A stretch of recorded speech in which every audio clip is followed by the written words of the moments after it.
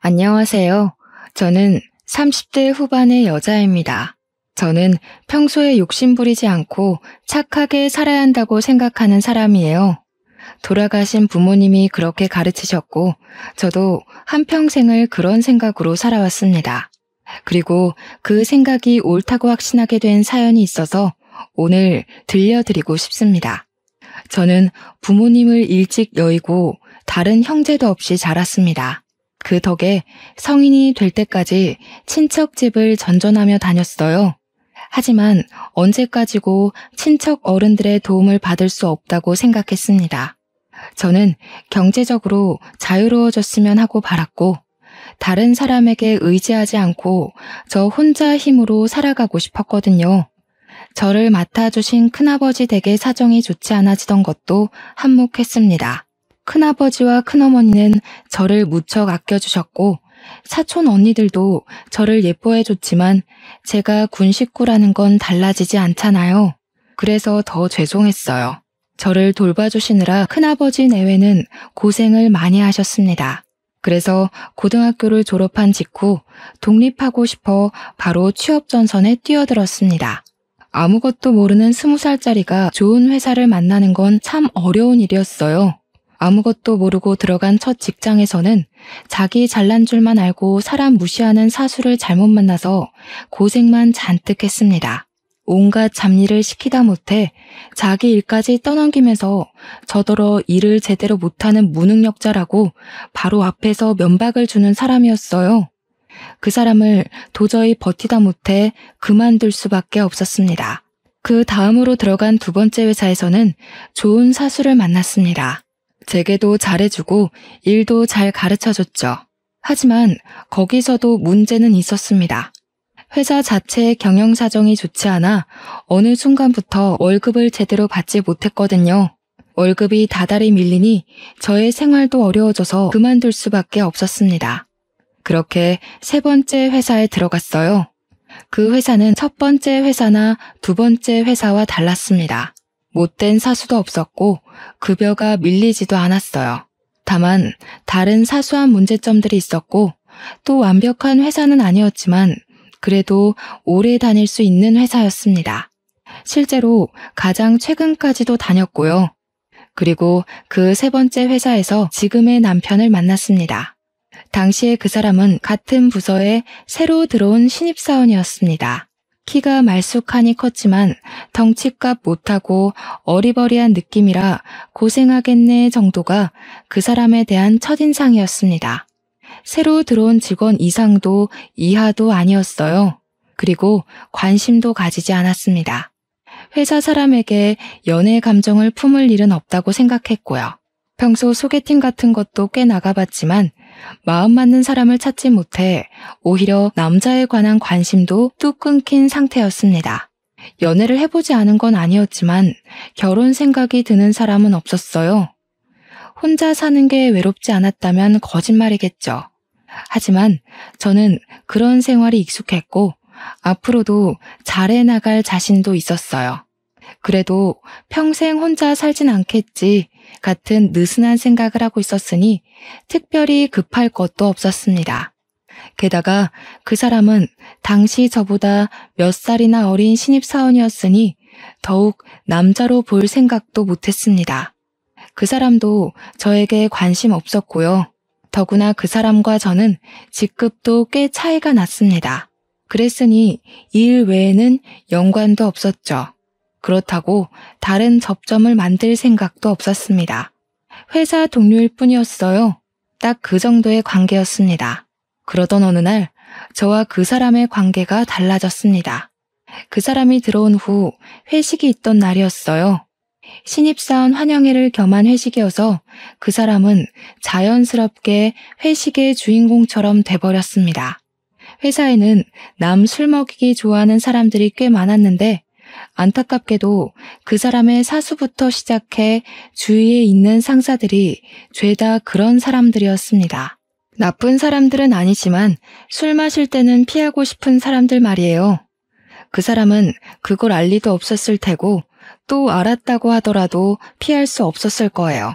그래서 주는 족족 받아 마시고 말았습니다. 제가 어느 순간 보니 그 사람이 벌써 테이블에 이마를 박은 채더라고요. 회식을 시작한 지 얼마 되지도 않았는데 몸을 가누지 못할 정도로 취한 걸 보자니 안쓰러운 마음이 드는 한편 좋은 생각이 떠올랐습니다. 마침 저는 회식을 그다지 좋아하지 않았고 그날은 특히 몸도 좋지 않았어요. 그래서 적당히 빠져나갈 생각을 하던 중에 그 사람이 보인 겁니다. 저는 그 사람을 데리고 밖으로 나왔어요. 아무래도 신입이 많이 취한 것 같으니 이대로 둘 수 없지 않으냐, 데려가서 택시를 태워보내겠다, 그런 말을 하면서요. 다른 사람들은 부어라 마셔라 하고 있기에 바빠서 제가 그 사람을 데려다 주든 말든 신경 쓰지 않는 것 같았습니다.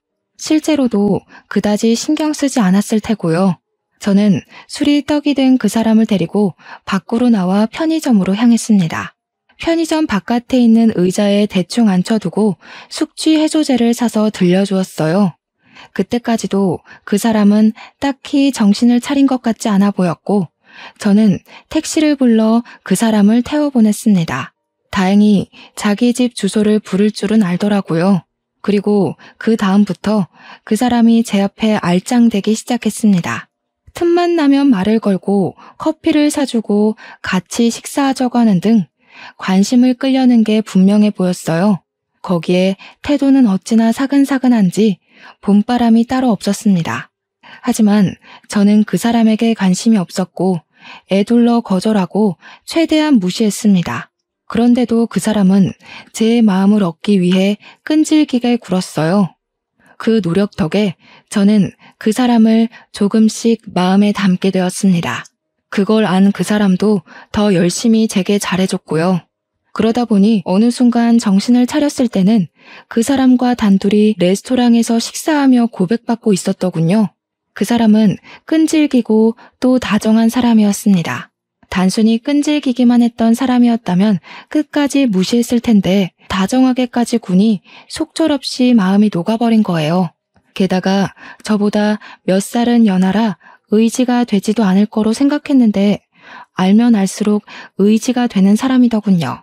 저는 그렇게 그 사람과 연애를 하게 되었습니다. 저는 결국 이 사람이 아니면 안 되겠다는 생각이 들었고 마침내 결혼하게 되었습니다. 물론 결혼에 꼴이 나기까지 마냥 순탄하진 않았습니다. 처음 인사드리는 자리에서 시부모님이 저를 탐탁지 않게 여기는 걸 알았거든요. 시부모님은 저를 반대하셨습니다. 제가 그 사람보다 나이가 많고 부모님도 없는 데다가 학력도 그다지 좋지 않아서 마음에 들지 않는 것 같았어요.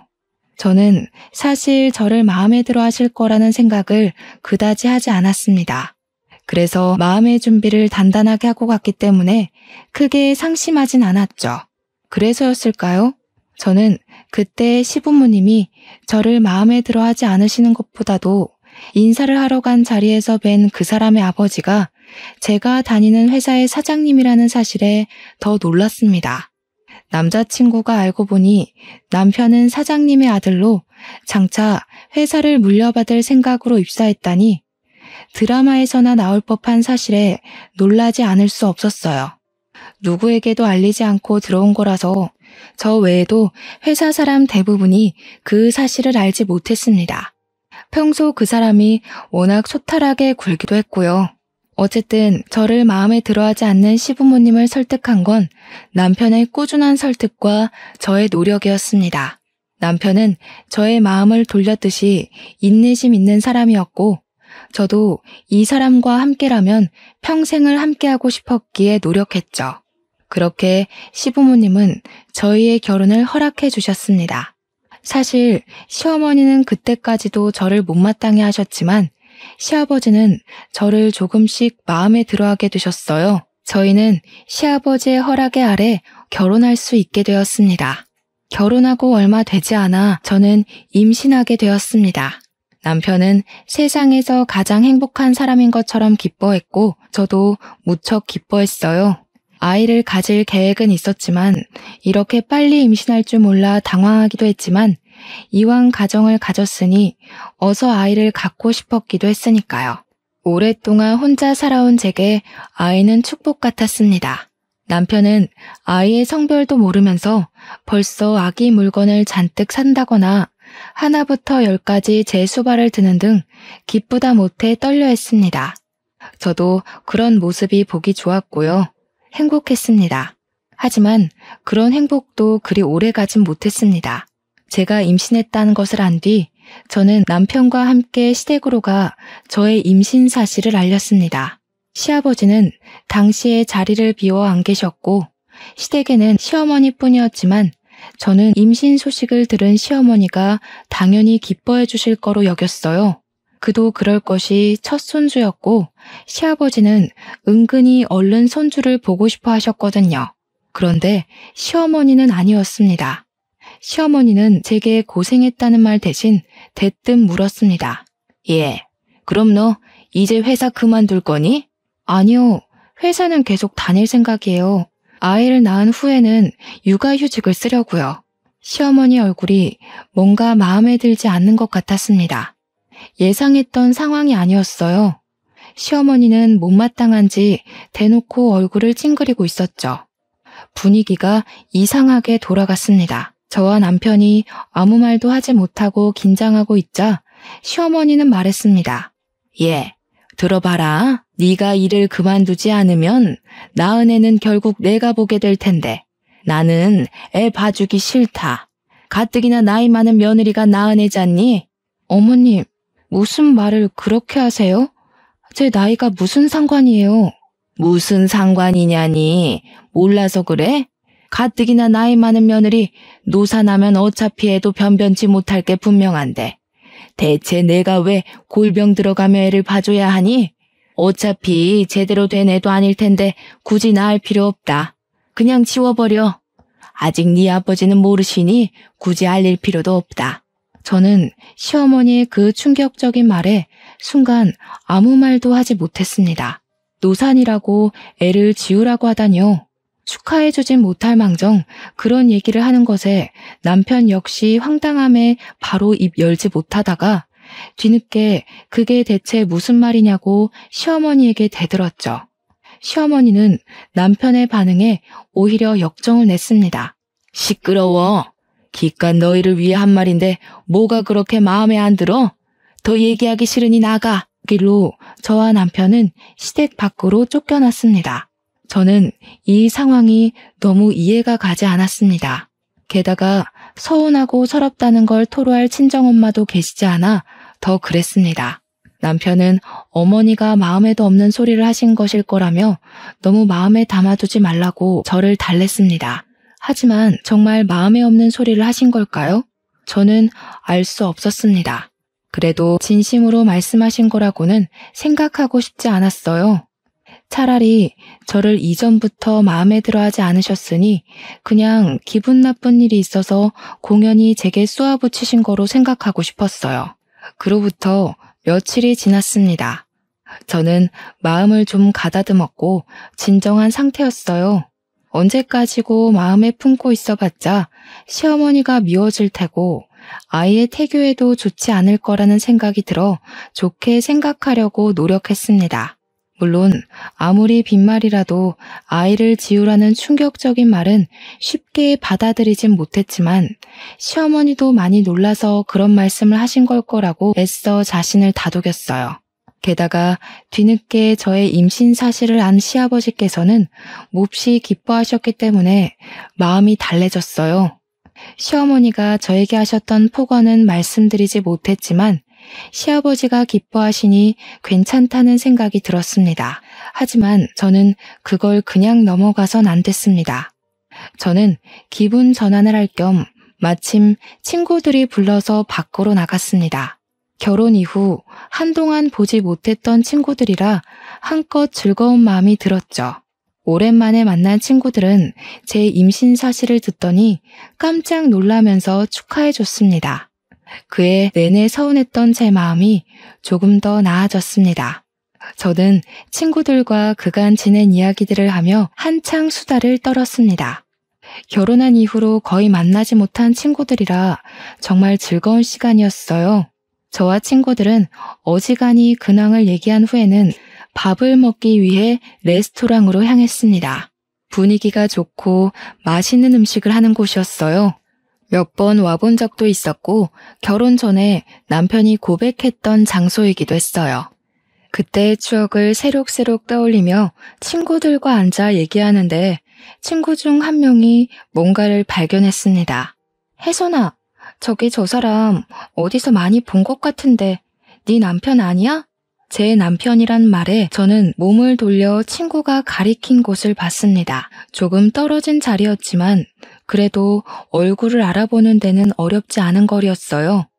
그곳엔 시어머니를 만나러 간다던 남편이 있었고 어떤 여자가 맞은편에 앉아 있었습니다.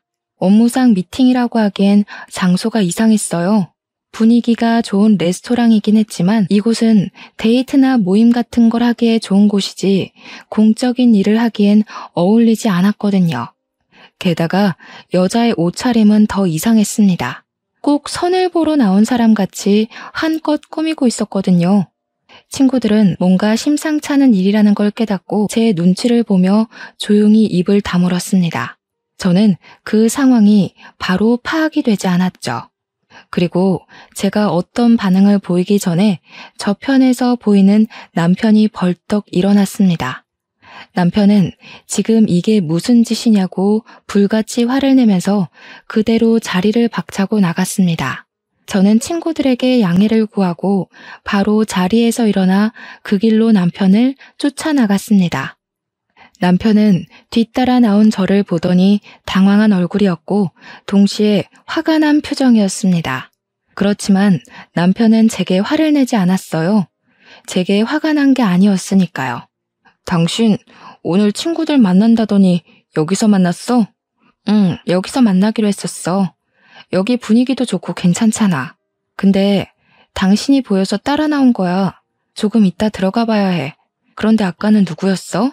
일 때문에 만난 사람이야? 남편은 잠시 아무 말이 없다가 곧 한숨을 푹 내쉬었습니다. 당신이 오해하지 말고 들었으면 좋겠어. 당신한테 말했다시피 난 어머니가 부르셔서 나왔어. 갑자기 소개해줄 사람이 있다길래 나왔는데 저 여자 혼자 있더라고.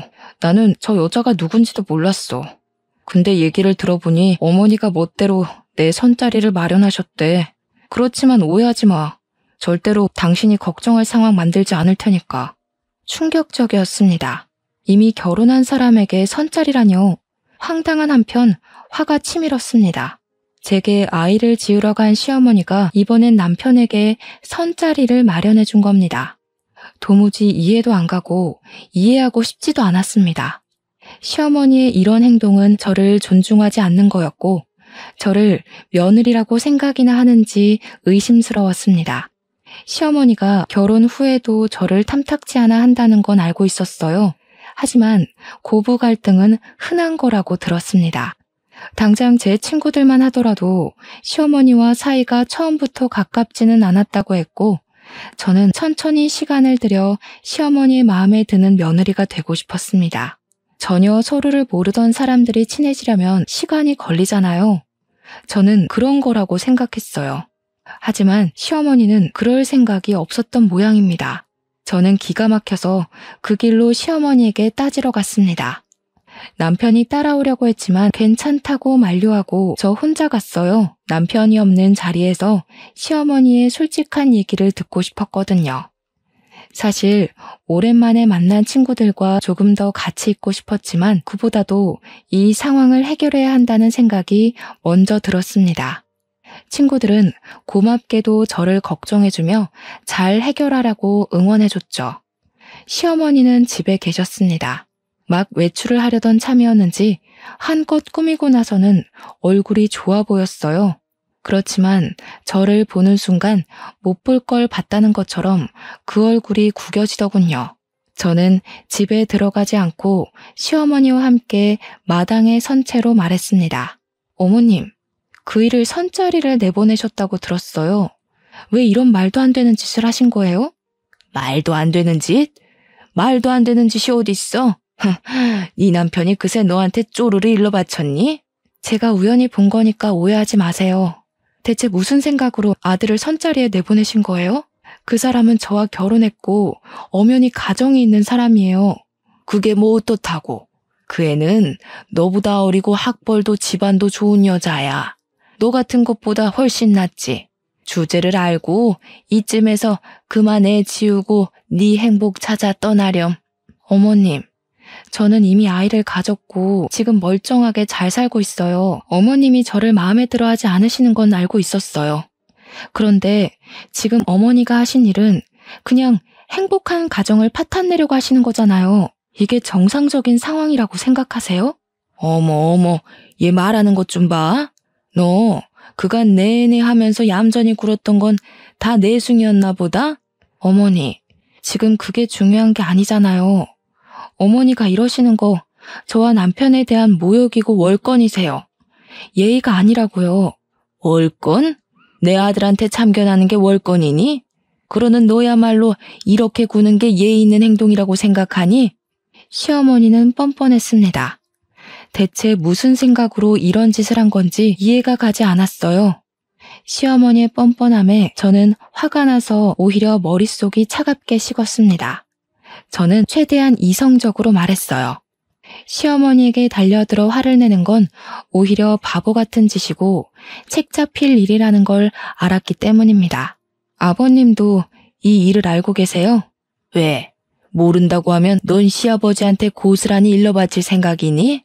아버님도 이 사실을 알고 계셔야 한다고 생각하는데요. 어머님 말씀대로라면 아버님께서도 저희 일에 참견하는 게 맞다고 생각해요. 네 시아버지 안 그래도 혈압 있으신데 놀라서 쓰러지게 할 거야? 책 잡히지 않으려고 노력했지만 시어머니는 보통 사람의 반응이 아니었습니다.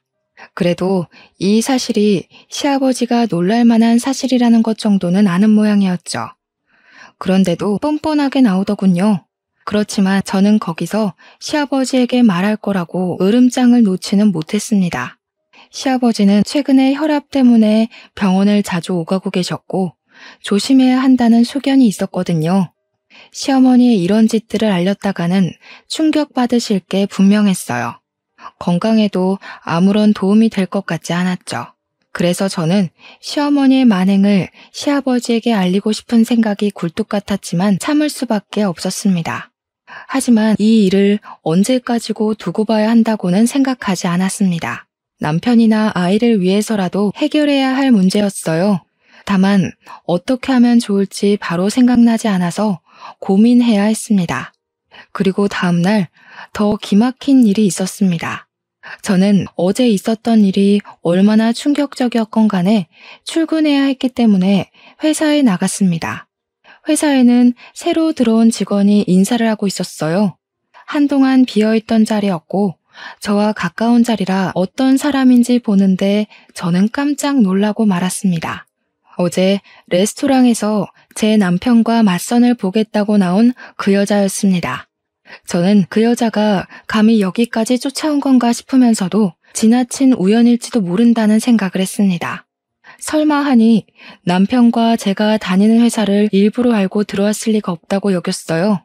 그런데 인사를 한 그 여자와 눈이 마주치니 여자는 꼭 저를 알아본 것처럼 웃었습니다. 그 웃음이 무척 기분 나빴어요. 꼭 깔보는 것 같은 표정이었거든요. 저는 그 여자를 따로 불러냈습니다. 여자는 제가 불러낼 줄 알았다는 것처럼 순순히 따라왔어요. 저는 최악의 가정은 하지 않으려고 노력했습니다. 혹시 이 여자도 제 시어머니에게 속아 선자리에 나오게 된 걸지도 몰랐으니까요. 하지만 그 깔보는 것 같은 표정이 너무 선명해서 저는 울컥 화가 났습니다. 그 감정을 애써 다스리며 말했어요. 민지 씨, 어제 선보러 나갔죠? 그 선본 남자가 유부남인 거 알고 나갔어요?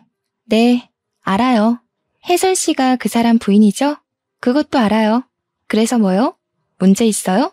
여자는 대체 뭐가 문제냐는 듯한 얼굴이었습니다. 뻔뻔하기까지 한 말투였죠. 여자의 태도에 저는 화가 났지만 그 여자는 더 기막힌 말을 했습니다. 어차피 혜선 씨는 그 사람과 이혼하게 되어 있고 그 사람은 저랑 결혼할 거예요. 가진 거 쥐뿔없고 나이만 많은 혜선 씨 같은 여자보다는 저처럼 어리고 예쁘고 학력까지 괜찮은 여자가 더 어울리지 않겠어요? 그러니까 괜히 힘 빼지 말고 알아서 정리해요. 여자는 정리하라고 말했지만 그 말투는 흡사 저더러 꺼지라는 말투였습니다. 그러면서 또 깔보는 눈을 하고 저를 보고 있었죠. 게다가 어차피 이혼할 거라니요. 말도 안 되는 소리였습니다. 그 사람은 제 말이라면 껌뻑 죽었고 저를 정말 사랑해주는 사람이었어요. 그런 사람과 이혼이라니. 그럴 일은 없었습니다. 하지만 그럴 일이 없었다고 하더라도 화가 나는 건 어쩔 수 없었습니다. 저는 최대한의 인내심을 발휘하며 그 여자의 모욕적인 말을 참았습니다. 머리채를 쥐어뜯어주고 싶었지만 여기는 회사였고 저는 아이를 가진 사람이라 몸을 조심해야 했으니까요. 민지 씨, 뭐 때문에 이러는진 모르겠는데 충고 하나 할게요. 이런 식으로 남의 남편을 빼앗아서 행복할 수 없을 거예요. 제 남편도 민지 씨 마음대로 되지 않을 거고요. 민지 씨야말로 잘 생각해보세요. 제 말에 그 여자는 코웃음 치면서 그 자리에서 떠났습니다. 오히려 별꼴이라며 저를 위아래로 훑어보고 지나가는 게 저 같은 건 자기 상대가 되지 않는다고 말하는 것 같았습니다. 저는 아무렇지 않은 척 그 여자에게 충고했지만 화를 삭히느라 애써야 했어요. 한참이나 그 자리에 서서 마음을 가다듬었습니다. 그리고 사무실에 돌아갔을 때 그 여자가 제 남편에게 치근덕대는 걸 봤습니다. 남편은 당연히 여자를 알아봤지만 처음 보는 사람인 양 굴었어요. 오히려 냉랭하게 대하면서 그 여자를 상대해주지도 않았습니다. 그런데도 그 여자는 자꾸만 남편에게 치근덕댔어요. 한 번은 이런 적이 있었습니다. 회사 사무실은 그리 작진 않았지만 아주 크지도 않아서 남편과 제 자리는 조금 떨어져 있어도 무슨 얘기를 하는지 잘 들리는 거리였습니다. 그래서 이따금 업무를 도와주거나 도움받거나 하는 일도 많았고요. 그게 아니더라도 짧게 대화하기에 나쁘지 않은 정도였습니다. 그리고 그 여자, 맞선 여는 저와 가까운 자리였습니다. 남편과는 꽤 먼 자리라 그 여자는 처음 자리를 배정받았을 때 혼잣말로 불평하는 걸 들은 적 있어요. 저는 그게 꽤 마음에 들었습니다. 맞선녀가 조금이라도 남편과 멀어지길 바라기도 했고요. 그러던 중 그 여자의 사수가 잠시 출장으로 자리를 비웠을 때였습니다. 그 여자는 업무에 대해 잘 모르는 게 있었는지 아니면 일부러 핑계거리를 만든 건지 모르겠지만 자리에서 일어나 남편에게로 가서 업무에 관해 묻는 게 아니겠어요? 저는 기가 막혔죠.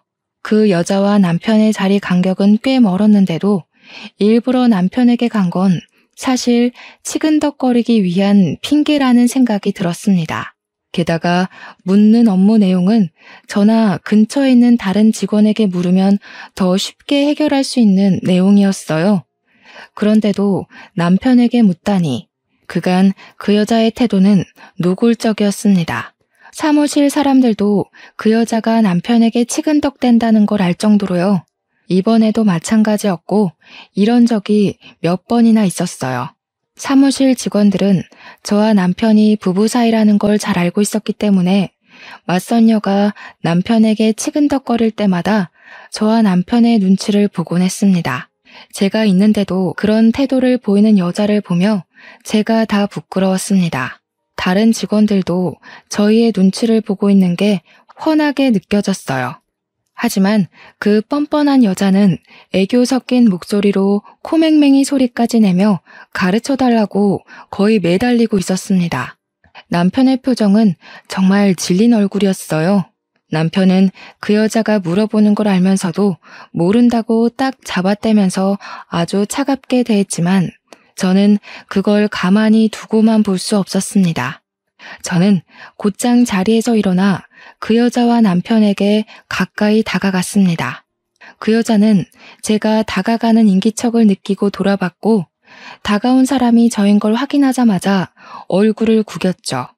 물론 제가 알 바는 아니었습니다. 오히려 그런 표정을 하는 걸 보며 조금 통쾌하기도 했어요. 민지 씨, 그 업무는 윤석 씨 말고 저나 은희 씨한테 물어보는 게 더 나아요. 이리 줘봐요. 이건 그렇게 하는 게 아니에요. 여기 이 표 보이죠? 여기랑 비교하면서 봐야 해요. 저는 아무렇지도 않은 척 맞선녀가 가져간 서류를 보며 가르쳐주기 시작했습니다. 더는 질문할 내용도 없이 어린애가 이해할 수 있을 만큼 쉽게요. 그렇게 상세히 가르쳐주자 그 여자는 완전히 똥 씹은 표정이 되어 저는 고맙다는 말도 없이 획 돌아섰습니다. 잔뜩 불만스러운 태도로 자리로 돌아가는 꼴이 보기 좋았어요. 하지만 항상 이렇게 제가 이기는 날만 있는 건 아니었습니다. 그 여자는 제가 나설 틈도 없이 남편에게 들러붙어 있는 게 대부분이었거든요. 남편이 싫은 내색을 보이고 다른 직원들이 눈치 주는데도 모르는 척 아랑곳하지 않는 뻔뻔한 여자였습니다. 신경이 예민해질 대로 예민해진 저는 남편과 그 여자가 둘만 남는 상황이 없도록 최대한 사무실에 붙어 있었습니다. 남편을 못 믿는 건 아니었어요. 남편은 가정에 충실한 사람이었고 제 믿음을 저버리는 사람이 아니었으니까요. 다만 그 여자가 문제였습니다. 아무리 남편을 믿는다고 해도 그 여자가 남편에게 붙어있는 꼴은 정말 두고 볼 수 없었어요. 그 여자는 남편의 냉대에도 굴하지 않았습니다. 그걸 보며 저는 극심한 스트레스를 받았고 점점 지쳐갔어요. 그 여자가 정말 미웠습니다. 하지만 어쩔 도리가 없었어요. 그 여자는 남편에게 치근덕거리는 것 외엔 업무를 곧잘 해내서 회사에서 잘못한 적이 없었습니다. 그런 갑갑한 날들이 이어졌습니다. 그리고 어느 날 퇴근하는 길이었습니다. 평소라면 남편과 같이 퇴근하지만 그날은 남편이 야근해서 저 먼저 퇴근했어요. 다른 때 같았으면 야근하는 남편에게 착 붙어서 야근을 자처했을 맞선녀도 그날은 무슨 바람이 불었는지 일찍 퇴근했습니다. 하지만 저는 곧장 집으로 가지는 않았습니다. 시아버지가 시댁에 잠시 들르라고 하셨거든요. 사실 시어머니와 마주치고 싶지 않아 가고 싶지 않았지만 시아버지의 말씀이시니 가기 싫어도 갔습니다. 시어머니와 마주치면 또 무슨 소리를 하실지 두렵기도 했지만 제가 겁먹을 필요도 없다는 생각으로 마음을 단단히 먹었어요. 이렇게 된 이상 차라리 마주치길 바랐습니다. 시어머니가 맞선으로 밀어넣은 그 여자가 회사에 들어왔는데 그건 알고 계시는지도 따져 물을 생각이었거든요. 그렇게 마음을 다잡은 채로 시댁에 도착했습니다. 가까이 가보니 대문이 열려 있었어요. 저 온다고 시아버지께서 미리 열어두셨나 하며 대문 가까이 다가가는데 안쪽에서 소리가 들렸습니다. 시어머니였어요. 그런데 꼭 누군가와 얘기하는 것 같아 살그머니 안쪽을 들여다보니 그 맞선녀가 시어머니와 함께 마당 가운데의 대청마루에 사이좋게 앉아 있었습니다. 저는 깜짝 놀라서 안으로 들어가지 않고 몸을 숨겼습니다. 둘이 아는 사이라고 짐작하곤 있었지만 저렇게 사이 좋아 보일 줄은 몰랐습니다. 게다가 맞선녀가 찾아왔다는 것에 어이가 없어요. 여기가 어디라고 찾아온 건가 싶었죠. 저는 당장 튀어나가 맞선녀를 끌어내고 싶었지만 곧 시어머니와 맞선녀의 도란도란한 대화 소리가 들려왔습니다. 저는 무슨 생각에서인지 휴대폰의 녹음 기능을 켰어요. 엄마, 진짜야? 이제 진짜 이 집이 우리 집 되는 거야? 그 여자가 나간대? 나한테는 절대 안 나갈 것처럼 말하고 엄청나게 방해하던데? 당연히 여기가 이제 우리 집이지. 걔는 머지않아 떨어져 나갈 거야. 제깎게 버틴다고 해도 뭐 얼마나 버티겠어. 무조건 버티는 게 이기는 거야. 임신했는데 떨어져 나갈까? 애부터 어떻게 해야 하는 거 아니야? 그 여자 애 뗄 생각도 없어 보이던데? 엄마가 다 알아서 할게. 예쁜 우리 딸 이제 결혼해서 회사 물려받으면 그때부터 인생 활짝 필 거야. 걱정 말렴. 넌 윤석이 마음에 들기만 하면 돼. 여차하면 너도 그 애의 아이를 가지면 되지 않겠어? 윤석이는 책임감이 강해서 자기 애가 생기면 그냥 넘어가지 못할 거야. 맞선녀는 시어머니를 엄마라고 불렀습니다. 저는 상황이 바로 이해가 되지 않아서 멍하니 서 있었죠. 게다가 애부터 어떻게 해야 하는 거 아니냐니요. 엄연히 제가 있고 우리 두 사람의 아이를 뵀는데 맞선녀더러 그 이의 아이를 가지라뇨. 저는 그 끔찍한 말을 뱃속의 아이가 들었을까 무서웠습니다. 그 말에 시어머니가 알아서 다 한다는 말도 무서웠어요. 뭘 어떻게 할 셈이었던 걸까요? 알고 싶지도 않았습니다. 맞선녀와 시어머니의 말은 하나같이 끔찍했고 역겨운 말들이었습니다. 엄마, 그럼 이제 엄마도 아저씨 눈치 안 보고 나랑 살 수 있겠네? 너무 좋다. 얘는 아저씨가 아니라 아버님이라고 해. 그리고 나는 이제 어머님이라고 불러야지. 네가 아무리 내 딸이라지만 앞으로는 내 며느리 될 거 아니니? 손에 물 한 방울 안 묻히게 해줄 테니까 너만 잘하면 돼. 맞선녀는 시어머니의 말에 냉큼 어머님 하고 부르며 애교를 떨었습니다. 그런 모습과 맞선녀가 시어머니의 딸이라는 말에 저는 곧 떠올릴 수 있었어요. 남편에게서 들은 말이 있었거든요. 남편이 지금의 시어머니가 새어머니라고 했었습니다. 남편을 낳아주신 시어머니는 남편이 어릴 적에 돌아가셨다나 봐요. 그 후에 시아버지는 지금의 시어머니와 재혼하셨다고 했고요. 남편 말로는 시어머니에게는 다른 자식이 없었다고 했었어요. 그런데 갑자기 딸이라뇨? 혼란스러웠습니다. 게다가 아무리 친자식 아니라지만 아들과 자기 딸을 결혼시키려는 어머니라니 말도 안 되는 소리였어요. 그때 제 뒤에서 시아버지가 나타나셨습니다. 낚시하고 오셨는지 낚싯대를 가지고 오시던 시아버지는 제게 왜 문 앞에 서서 들어가지 않고 있느냐고 물으셨어요. 그리고 그 목소리를 안에서도 들은 모양이었습니다. 도란도란하던 시어머니와 맞선녀의 대화가 뚝 끊겼거든요. 저는 시침이 뚝 떼고서 방금 막 왔다고 말했습니다. 시아버지는 제게 오느라 고생했다며 다정하게 말씀하셨죠. 저는 시아버지와 함께 대문 안쪽 마당으로 들어섰습니다. 시어머니와 맞선녀는 아무렇지도 않게 시아버지를 반겼습니다. 같이 들어온 저는 안중에도 없고 본 척도 하지 않더군요. 인사를 바라지도 않았지만 어처구니가 없었습니다. 시아버지는 맞선녀를 보고 누구냐고 물었어요. 그간 어찌나 잘 숨겨온 모양인지 시아버지는 그 여자가 누구인지 모르시는 것 같았습니다. 작지 않은 회사라 새로 들어온 직원을 알아보지 못하는 것도 이해가 가기도 했고요. 친구 딸이에요. 예전부터 저를 어찌나 잘 따르는지 자기 엄마처럼 대한다니까요. 오늘은 갑자기 저를 보고 싶다고 이렇게 찾아왔네요. 예, 민지야, 인사드리렴. 그 여자는 시어머니의 말이 쑥스럽다는 것처럼 수줍게 웃으며 시아버지께 인사드렸습니다. 그 모습은 저를 그렇게 업신여기고 깔보던 여자라고는 생각할 수 없을 정도로 얌전한 규수처럼 보였어요. 기가 막혔죠. 그 여자가 그간 저에게 해온 것들이 있는데요. 저는 더는 참아줄 생각이 들지 않았습니다. 그래서 시아버지께 말해버렸죠. 어머님, 그게 무슨 소리세요? 친구 딸이 아니라 어머님 딸이잖아요. 어떻게 어머님 딸을 남처럼 소개하세요? 민지 씨 서운하게. 제 말에 시어머니와 맞선녀의 표정이 구겨졌습니다. 시아버지는 제 말을 듣고서는 이게 다 무슨 소리냐고 물으셨죠.